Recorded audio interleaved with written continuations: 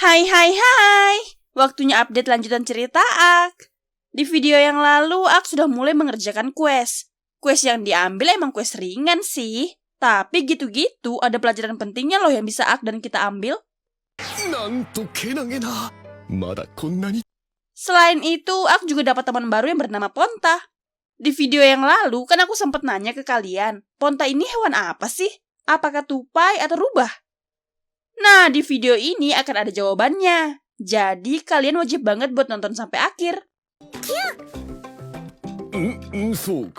Soalnya, di video ini juga ada quest baru yang Ak ambil. Bukan quest ringan ya. Dan gara-gara quest ini, Ak bertemu dengan seseorang. Siapakah dia? Penasaran? Weh, langsung aja nih di alur cerita Geikotsu Kishima Tadaima Isekai EOD Kakechu. Itadakimashita! Seorang wanita keturunan elf sedang berjalan sendirian dan terlihat sedang menguatkan diri sendiri.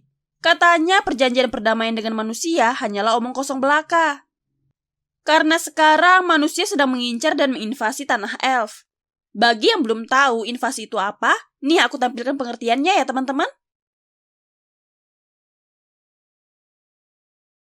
Saat ini tidak ada satu orang pun yang bisa menjamin keselamatan turunan elf. Jadi mau gak mau, wanita yang ternyata putri seorang pemimpin ini harus menjadi pejuang untuk kaumnya. Sekarang ia tampak mengawasi sebuah gua yang tak lama, kemudian Ak keluar dari dalam. Apa yang Ak lakukan di sini? Daripada penasaran, ini dia awal mula kenapa Ak bisa keluar dari dalam gua. Pertama, karena Ak sudah mengambil quest baru. Quest tentang mengusir atau melenyapkan bandit-bandit yang bersembunyi di dalam gua ini. Melihat tampilan Ak yang kayak kesatria dan tinggi besar, jelas membuat mereka lari kocar-kacir. Singkat cerita, pembasmian pun selesai. Kemudian Ak melihat sebuah tempat yang ditutupi gorden. Wah, ternyata tempat penyimpanan hasil jarahan. Banyak juga nih. Tapi anehnya, di samping tempat penyimpanan, ada kandang-kandang kosong lengkap dengan piring makanannya. Cuma karena Ak gak mau ambil pusing, jadi dia gak begitu memperdulikan kandang-kandang itu. Kemudian memilih kembali pulang dengan membawa hasil jarahan para bandit. Itulah kenapa Ak keluar dari dalam gua, teman-teman. Di tempat berbeda, penguasa Diento yang bernama Triton Duduyento meminta bawahannya untuk melaporkan progres kerjaan mereka. Kata Chelsea selaku anak buah, upaya melenyapkan Putri Lufierte, si Lauret, berakhir dengan kegagalan. Tuan Triton jelas marah. Kenapa menyingkirkan gadis kecil saja pakai gagal segala?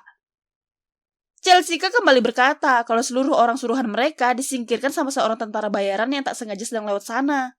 Setelah meluapkan kekesalannya, Tuan Triton kembali bertanya tentang monster dari Kekaisaran Timur yang dilepaskan ke Lufierte. Menurut informasi, monster itu masih dalam tahap percobaan. Jadi, 2 monster giant basilisk dinyatakan tidak bisa bekerja sama dan sudah dikalahkan juga. Oh, jadi monster kemarin itu kiriman Tuan Triton toh? Di sini Chelsea sedikit bingung, kenapa Pangeran Dakares mengusik Lufierte. Kata Tuan Triton, mungkin Kekaisaran Timur yang minta pangeran begitu? Soalnya, jika tanah di utara kerajaan dikuasai Pangeran Dakares, Kekaisaran Timur jadi bisa fokus menjajah Kekaisaran Barat. Akan tetapi, mereka belum bisa terang-terangan mendukung Pangeran Dakares, sebab Lufierte ada di bawah fraksi dari Pangeran Sek dan sedang didukung sama Kekaisaran Barat. Soalnya, kalau ketahuan, bisnis Tuan Triton dalam bahaya. Kemudian Tuan Triton bertanya tentang anaknya. Dari tadi dia belum ada lihat itu anak. Kata Chelsea, Udolan, nama anak Tuan Triton, sedang ikut mengawal barang hari ini. Aku penasaran deh, barang apa sih yang dijual sama Tuan Triton? Kok takut banget bisnisnya ketahuan? Ya udah, kita balik lagi ke Ak ya teman-teman. Saat ini ia sudah berada di bibir gua bersama dengan Ponta dan hasil jarahan. Niatnya mau kembali pulang, tapi tiba-tiba saja dia malah diserang. Yang nyerah ya si wanita tadi. Awalnya Ak mengira dia adalah teman para bandit. Cuma pas lagi bertarung gak sengaja penutup kepala si wanita terbuka. Dan Ak langsung kaget karena wanita ini ternyata wanita yang tak sengaja ia temui waktu mencari guild tentara. Di sini si wanita meminta Ak mengembalikan anak-anak yang dia culik. Hah? Culik? Sepertinya ada kesalahpahaman. Ak mencoba mengajak si wanita bicara baik-baik. Tapi dia malah gak mau dan terus menuduh Ak. Pas banget waktu si wanita mau kembali menyerang, tiba-tiba Ponta nongol dan membuat wanita itu kaget. Kenapa makhluk spirit Vengeful Beast bisa bersama bandit? Wah, aku baru tahu nih kalau Ponta termasuk makhluk spirit. Bento? Nani? Nah, ini dia nih teman-teman, jawaban hewan apa sebenarnya Ponta ini. Gimana? Jawaban kalian kebanyakan bener kan? Karena Ponta ini termasuk jenis makhluk spirit yang waspada dan jarang berhubungan dengan elf ataupun manusia, serta terlihat sangat akrab sama Ak, akhirnya si wanita mulai luluh dan mulai percaya sama perkataan Ak. Dia langsung minta maaf atas penyerangannya tadi. Karena sudah bisa bicara baik-baik, Ak langsung menjelaskan kalau dia ini sedang mengerjakan kues membasmi bandit. Sedangkan si wanita lagi mengincar bandit yang katanya sedang beroperasi di daerah sini. Soalnya mereka sudah memburu kaumnya. Jadi kandang-kandang tadi itu untuk naruh elf toh. Kemudian si wanita langsung masuk ke dalam gua, akan tetapi ditahan sama Ak. Katanya tidak ada satupun elf yang ditahan di dalam. Ak sedikit penasaran kenapa elf sampai diburu begitu. Katanya itu karena harga jual bangsa elf sangat tinggi dan mereka juga dijadikan budak. Karena sudah nggak ada yang mau dibicarakan lagi, si wanita pun pergi. Dengan cepat dihentikan sama Ak. Katanya dia mau ikut membantu. Namun sayangnya niat baik Ak ditolak mentah-mentah. Ia tidak butuh bantuan orang lain, apalagi dari kaum manusia. Lalu dia pun pergi. Biarpun dia nggak butuh bantuan Ak, tapi Ak akan tetap berusaha membantu. Kapan lagi kerjain misi bareng elf cantik? Cuma masalahnya gimana cara nemuin dia kembali? Namanya saja Ak belum tahu. Itu tantangan pertama yang harus Ak selesaikan sih. Baiklah, Ak sudah menentukan pilihan. Dengan bantuan Dimension Move, ia sampai di hutan. Menurut informasi yang ia dapat, katanya banyak elf yang hidup di hutan ini. Sembari menelusuri hutan, tak sengaja Ak mendengar keributan.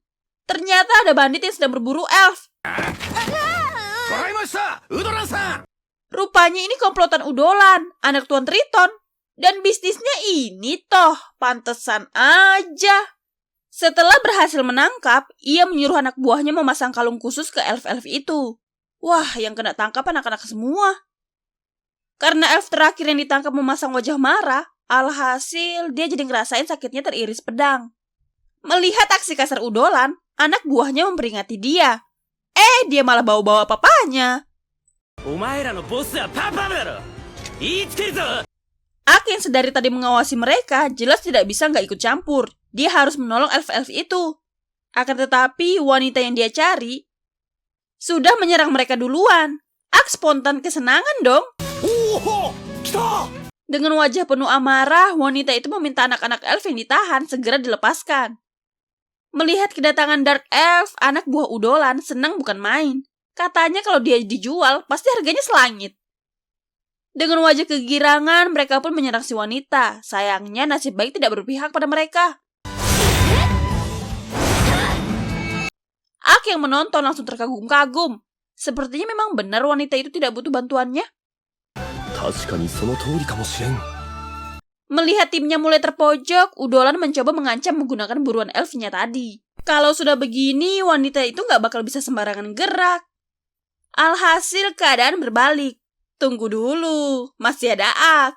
Dia nggak mungkin diam saja. Tuh, lihat. Hanya sekali lempar, Udolan langsung KO. Dan akhirnya anak-anak elf ini berhasil diselamatkan. Kesan pertama mereka melihat Ak ya jelas takut. Tapi wanita itu mencoba menenangkan mereka. Ternyata kalung yang dipasangkan ke anak-anak ini adalah kalung khusus pemakan mana. Sebuah kalung yang bisa menyegel sihir spirit para elf. Si wanita bingung banget sekarang. Soalnya dia nggak bisa buka kalung itu. Dan otomatis nggak bisa bawa anak-anak ini pergi dari sini. Tenang, ada Ak di sini. Kalau cuma begini mah dia bisa. Dengan menggunakan anti-curse, semua kalung-kalung itu bisa dilepaskan. Gak cuma itu aja teman-teman, Ak juga menyembuhkan luka anak itu. Akhirnya, dari yang awalnya takut, anak-anak ini sekarang malah senang mainan sama Ak. Gak mau bersantai-santai, wanita itu langsung memanggil burung bisikan. Seekor burung jenis makhluk spirit yang bisa menyampaikan pesan dengan menghafal ucapan pengirimnya. Inti pesan yang ia kirimkan adalah meminta bantuan penjemputan untuk anak-anak ini. Selang berapa lama datang 2 elf yang siap menjemput mereka. Perpisahan antara Ak dan anak-anak pun terjadi. Sisa mereka bertiga deh. Wanita ini pun langsung bertanya siapa Ak sebenarnya. Ya, Ak cuma memperkenalkan nama dan mengaku sebagai tentara bayaran pengembara. Gak lupa mengenalkan Ponta juga. Akhirnya, kita tahu juga siapa nama wanita ini. Dia adalah Ariane Glennis Maple, seorang pejuang elf. Lalu ia pun mengucapkan banyak terima kasih ke Ak atas bantuannya tadi. Tak lama burung bisikan dari Danka datang. Ada pesan yang ia bawa. Katanya pihak bandit telah membuat markas di kota Diento, dan Ariane diminta untuk segera ke sana karena mereka akan melakukan misi penyelamatan. Mendengar tugas penting, Ariane langsung bertanya, apakah dia bisa menyewa Ak untuk ikut membantu misi penting ini? Nah, kira-kira Ak mau nggak nih teman-teman? Kalau menurutku, nggak dibayar ataupun nggak diajak juga Ak pasti mau dan menawarkan diri. Ada yang setuju nggak? Kita buktikan di minggu depan ya teman-teman. Kalau begitu, jalan cerita Ak sampai di sini dulu. Happy watching and see you next week. Thank you. Bye-bye.